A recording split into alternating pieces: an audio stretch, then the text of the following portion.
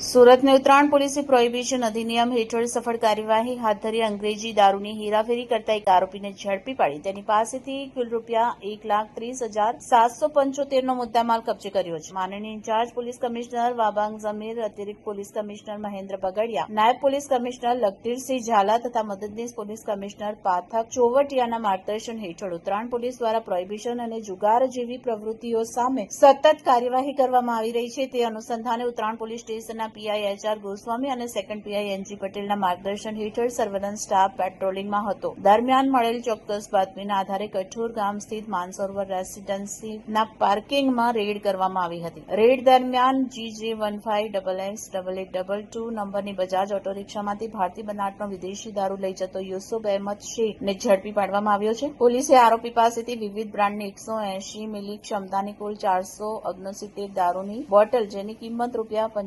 ₹95,775, એક બજાજ ઓટો રિક્ષાની કિંમત ₹30,000 અને એક મોબાઈલ ફોન જેની કિંમત ₹5,000 મળી કુલ ₹1,30,775નો મુદ્દામાલ કબજે કર્યો છે. આ અંગે ઉત્તરાયણ પોલીસ સ્ટેશનમાં ગુનો નોંધી વધુ તપાસ હાથ ધરવામાં આવી છે. પ્રાથમિક તપાસમાં સામે આવ્યું છે કે આરોપી સામે અગાઉ પણ વલસાડ રૂરલ પોલીસ સ્ટેશનમાં પ્રોહિબિશનનો ગુનો તેમજ ઓલપાડ પોલીસ સ્ટેશનમાં ભારતીય ન્યાય સંહિતા હેઠળનો ગુનો નોંધાયેલો છે. આ સમગ્ર કામગીરીમાં PI HR Goswami, second PI NG Patel, PSI RD Dabhi, PSI DD Rathod તથા ઉત્તરાયણ પોલીસના સર્વેલન્સ સ્ટાફે ટીમ વર્ક સાથે પ્રશંસનીય કામગીરી કરી.